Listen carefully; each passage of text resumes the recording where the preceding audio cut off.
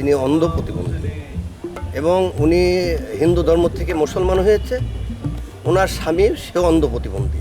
ইসলাম ধর্ম গ্রহণের পর শিক্ষকতা পেশায় ঢুকে নতুন জীবন ফিরে পেয়েছেন ভক্তিলতা বিশ্বাস, যিনি দৃষ্টিহীন হয়েও অন্ধকারকে পরাজিত করে আশেপাশের মানুষকে আলোকিত করে চলেছেন।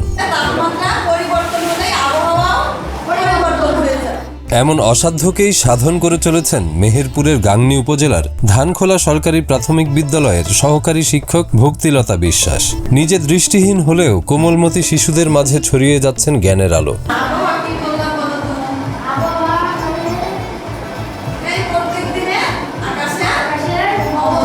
মাত্র ১.৫ বছর বয়সে তিনি পক্স রোগে আক্রান্ত হয়ে চিরতরে দৃষ্টি হারান। তবে সচেতন বাবা মা তাকে পরিবারের বোঝা মনে না করে ছোটবেলা থেকেই নানান প্রতিকূলতাকে উপেক্ষা করে সুশিক্ষায় শিক্ষিত করে তোলেন।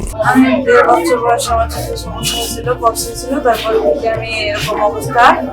আমার বাবা মা খুব সচেতন মানুষ, তারা আমাকে লেখাপড়া শিখিয়েছেন, বিভিন্ন জায়গায় নিয়ে যে পড়াশোনা করানোর ব্যবস্থা করে দিয়েছেন এবং তাই থেকে আমি এই পর্যন্ত এসেছি।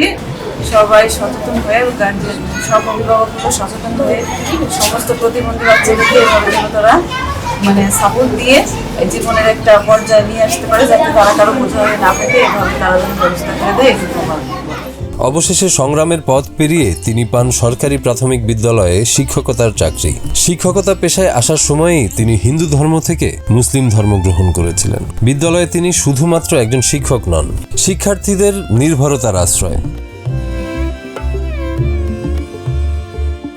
সবার মাঝে শিক্ষার আলো ছড়ানো সেই মানুষের সংসারে অভাব অনটন লেগেই থাকে। তারা দুজনই অন্ধ প্রতিবন্ধী অবস্থায়, দুটো বাচ্চা হয়েছে, একটা ছেলে একটা মেয়ে। ছেলেটা ইন্টারে পড়ে, মেয়েটা ক্লাস 5-এ পড়ে। ওই ভক্তিলতা ওই সংসারে একমাত্র আয় রোজগারের পথ ধরে আছে, শিক্ষকতা পেশা। স্বামীটা বেকার, সংসার চালাতে তার কষ্ট হয়, তার দৈন্যতার ভেতর দিয়ে জীবনটা কাটছে।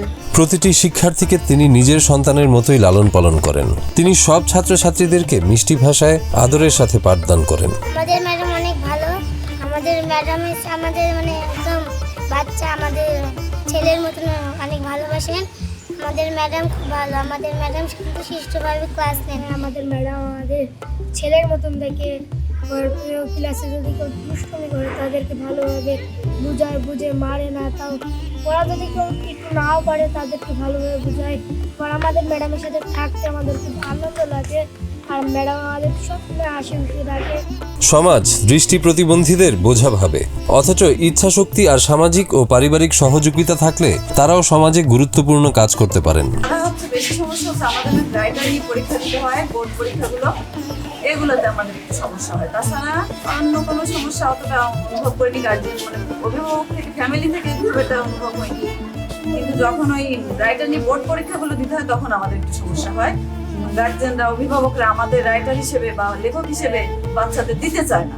এটা হচ্ছে একটু সমস্যা হয়, ওরা আনইজি ফিল করে। এটা যদি ঠিক করে দেয় সরকার বা অন্য সবাই যদি সচেতন হয় তাহলে হয়তো এই সমস্যাটা থাকে। নর্মাল স্কুলগুলো আমাদেরকে সাময়িকভাবে নিতে চায় না, যে দৃষ্টি প্রতিবন্ধী আমাদের বাচ্চাদের সাথে করতে পারে। কিন্তু এখন অনেকটা আলাদা, আমাদের সচেতন হয়েছে। তারা অনেক স্কুলগুলো অনেক আগের চেয়ে অনেকটা ভালো। যারা বঞ্চিত তাদের অভিভাবকরা সচেতন হয়ে তাহলে সম্ভব। আর আমার যদি কিছু করণীয় থাকে সেক্ষেত্রে অবশ্যই আমি সেটা চেষ্টা করবো, যেগুলো আমার পক্ষে সম্ভব সেটা আমি করবো।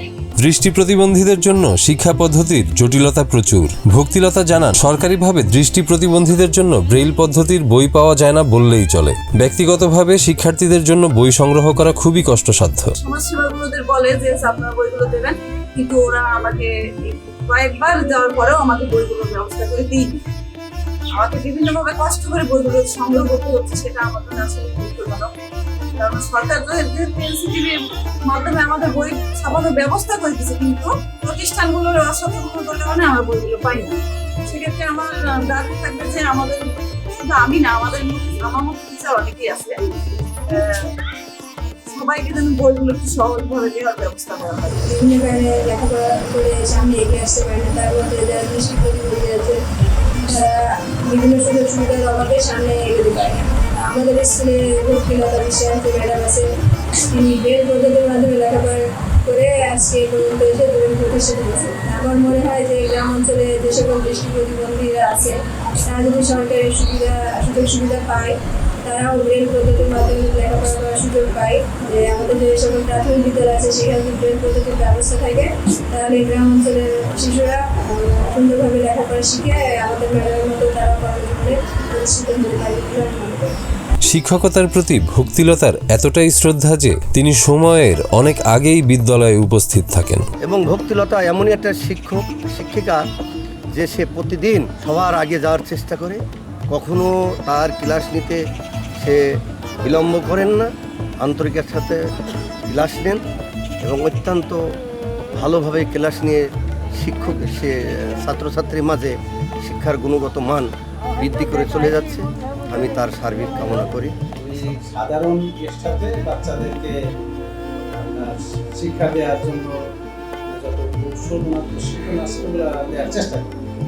আর আমরা এই বিষয়ে খোঁজখবর নিচ্ছি, আমাদের সংশ্লিষ্ট সরকারি উপজেলা শিক্ষা অফিসার আছে এবং শিক্ষক আছে, তাদেরকে আমরা দিয়েছি।